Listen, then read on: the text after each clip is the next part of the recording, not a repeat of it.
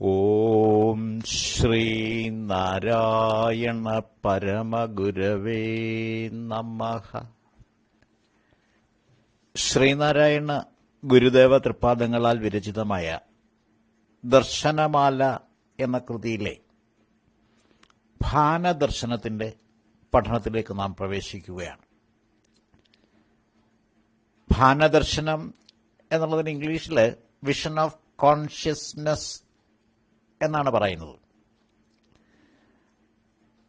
ഭാനം എന്നീ രണ്ട് അക്ഷരങ്ങളുടെ യോഗമാണ് ഭാനം എന്ന പദം. ഭ എന്ന അക്ഷരം പ്രകാശദ്യോതകമാണ്.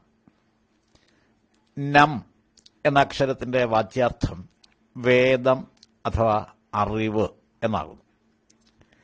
അറിവിന്റെ പ്രകാശനം അഥവാ അറിയൽ പ്രക്രിയയാകുന്നു ഭാനം എന്നു സാരം. അറിവിന് പ്രകാശിതം അപ്രകാശിതം എന്നിങ്ങനെ രണ്ട് അവസ്ഥകൾ ഉണ്ടെന്നാണ് ഇതിൽ നിന്നും വ്യക്തമാകുന്നത്. അപ്രകാശിതമായ അവസ്ഥ ഇല്ലായ്മയെയാണ് സൂചിപ്പിക്കുന്നത്. ഇല്ലാത്ത അവസ്ഥയിൽ സ്ഥിതി ചെയ്യുന്ന ഒന്നിന് ഉണ്ട് എന്ന തരത്തിൽ സ്വയം പ്രകാശിക്കാൻ സാധ്യമല്ല. യഥാർത്ഥത്തിൽ ഉള്ള ഒന്നിന്റെ പ്രതിബിംബമായോ നിഴലായോ മാത്രമേ സ്വയം പ്രകാശന ശേഷിയില്ലാത്ത ഒന്നിന് ഭാസിക്കാൻ സാധിക്കൂ. അറിവിന്റെ സഹായത്തോടുകൂടി ഭാസിക്കുന്നത് അഥവാ പ്രകടരൂപം പ്രാപിക്കുന്നത് എന്ന് ഭാനത്തെ മനസ്സിലാക്കാവുന്നതാണ്. ബോധവൃത്തിയുടെ രൂപത്തിലാണ് ഭാനം അനുഭവവേദ്യമായി തീരുന്നത്. ഉള്ളിന്റെ ഉള്ളിൽ നടക്കുന്ന ബോധവൃത്തി അഥവാ അറിയൽ പ്രക്രിയയാകുന്നു ഭാനം എന്നു സാരം. കണ്ണാടിയുടെ മുന്നിൽ നിന്നാൽ നമ്മുടെ പ്രതിബിംബം അതിൽ തെളിയും. നമ്മുടെ സ്ഥൂല ശരീരമാണ് കണ്ണാടിയിൽ പ്രതിബിംബിക്കുന്നത്. നാം ധരിച്ചിരിക്കുന്ന വേഷം, അണിഞ്ഞിരിക്കുന്ന ആഭരണാദികൾ തുടങ്ങിയവയെല്ലാം കണ്ണാടിയിലെ പ്രതിബിംബത്തിലും കാണാൻ സാധിക്കും. ചിത്രത്തിലെ പശു പോലെയും സർപ്പം പോലെയും സിംഹം പോലെയുമൊക്കെയാണ് കണ്ണാടിയിലെ പ്രതിബിംബത്തിന്റെ നില. പ്രതിബിംബത്തിന് സ്വയം ചലനശേഷിയില്ല. എന്നാൽ നാം ശരീരം ചലിപ്പിച്ചാൽ ആ ചലനം പ്രതിബിംബത്തിലും പ്രതിഫലിക്കുന്നതാണ്. ശരീരത്തിലൂടെയാണ് പ്രതിബിംബം ഭാസിക്കുന്നത് എന്ന് സാരം. ഇനി ശരീരത്തിന്റെ ഉണ്മ പരിശോധിച്ചാൽ അത് പഞ്ചഭൂതാത്മകമാകുന്നു എന്നും ആത്മചൈതന്യം നഷ്ടപ്പെട്ടാൽ നിശ്ചലമാകുന്നതാണ് ശരീരമെന്നും ബോധ്യപ്പെട്ട് കിട്ടുന്നതാണ്. ശരീരത്തിന്റെ പ്രതിബിംബം കാണപ്പെട്ട കണ്ണാടിയിലെ രസം ചുരണ്ടിക്കളഞ്ഞാൽ അതിൽ പ്രതിബിംബമുണ്ടാവുകയില്ല. കണ്ണാടിയിൽ കാണുന്ന പ്രതിബിംബത്തിന് ഉണ്മയില്ല എന്ന് സാരം.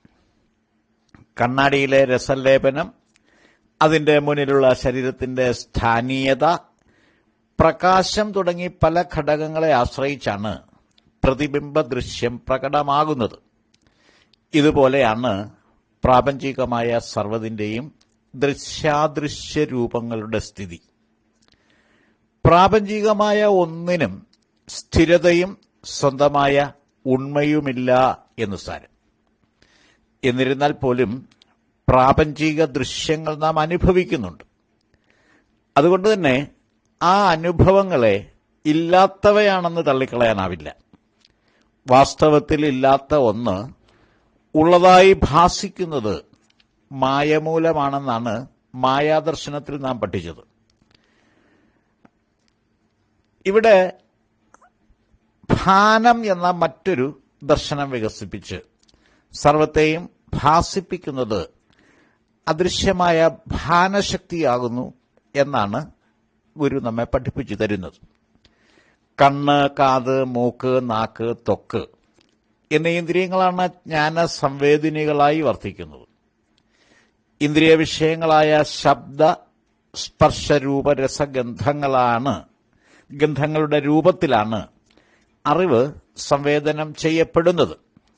എന്നാൽ വിഷയസംവേദിനികളായി പ്രവർത്തിക്കുന്ന ഇന്ദ്രിയങ്ങൾക്കൊന്നും അവ സംവേദനം ചെയ്യുന്ന വിഷയഗുണങ്ങളെ സ്വയം അനുഭവിക്കാനുള്ള ശേഷിയില്ല. കാണാൻ സഹായിക്കുന്ന കണ്ണിന് സ്വയം കാണാൻ കഴിവില്ല.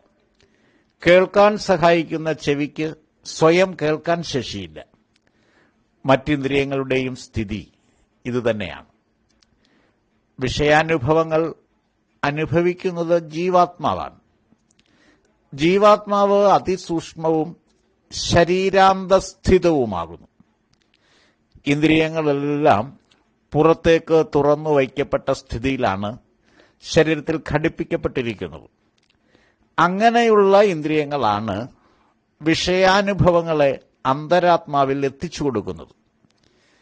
ഇന്ദ്രിയങ്ങൾ എത്തിച്ചു കൊടുക്കുന്ന വിഷയഗുണങ്ങളെ ശരീരത്തിന് ഉള്ളിലിരുന്നു കൊണ്ട് അനുഭവിക്കുന്നത് അന്തരാത്മാവായതുകൊണ്ട് ഭാനം ആന്തരികമായ ബോധവൃത്തിയാകുന്നു എന്ന് പറയാവുന്നതാണ്.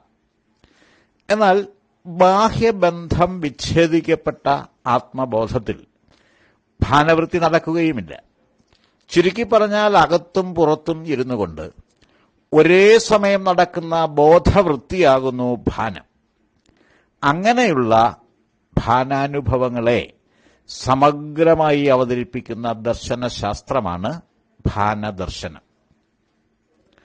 ബ്രഹ്മസത്യം ജഗത് മിഥ്യ എന്ന ഔപനിഷദ മഹാവാക്യ പൊരുളിനെ അടിവരയിട്ട് സമർത്ഥിക്കുന്ന അദ്വൈത ദർശനത്തെ അവലംബമാക്കിക്കൊണ്ടാണ് ഗുരു ഭാനദർശനം വികസിപ്പിച്ചെടുത്തത്. സ്ഥൂലം, സൂക്ഷ്മം, കാരണം എന്നീ സംജ്ഞാവിശേഷങ്ങളെ ഇഴപിരിച്ചും സമന്വയിപ്പിച്ചുമാണ് ഈ ദർശനം വികാസം പ്രാപിക്കുന്നത്. വിശ്വപ്രപഞ്ചത്തിൽ അനുനിമിഷം നടന്നുകൊണ്ടിരിക്കുന്ന ജഗദ്വിലാസങ്ങളാണ് ഭാനങ്ങൾ. സൂക്ഷ്മഭാനം, സ്ഥൂലഭാനം, കാരണഭാനം, സാമാന്യഭാനം, വിശേഷഭാനം, തുരീയഭാനം എന്നിങ്ങനെ പല ഭേദങ്ങൾ ഭാനവൃത്തിയിൽ ദർശിക്കാൻ സാധിക്കുമെന്നും ഭാനങ്ങളെ പൊതുവെ ആന്തരഭാനം, ബാഹ്യഭാനം എന്നിങ്ങനെ രണ്ടായി തിരിക്കാം എന്നുമാണ് ഗുരു ഈ ദർശനത്തിൽ സമർത്ഥിച്ചിരിക്കുന്നത്. ഭാരതീയമായ അദ്വൈത ദർശനത്തെ സാക്ഷാത്കരിക്കാൻ സഹായിക്കുന്ന ഉപദർശനങ്ങളിലൊന്നാണ് ഭാനദർശനം. ഇത്രയും കാര്യങ്ങൾ ആമുഖമായി മനസ്സിലാക്കി കഴിഞ്ഞാൽ നമുക്ക് ഭാനദർശനത്തിന്റെ പഠനത്തിലേക്ക് പ്രവേശിക്കാവുന്നതാണ്. ഭാനദർശനത്തിന്റെ ആമുഖമായി ഇത്രയും കാര്യങ്ങളാണ് എനിക്ക് വിശദീകരിക്കാനായിട്ടുള്ളത്. ഞാൻ എൻ്റെ വാക്കുകൾ ഉപസംഹരിക്കുന്നു. ഗുരുധർമ്മം വിജയിക്കട്ടെ.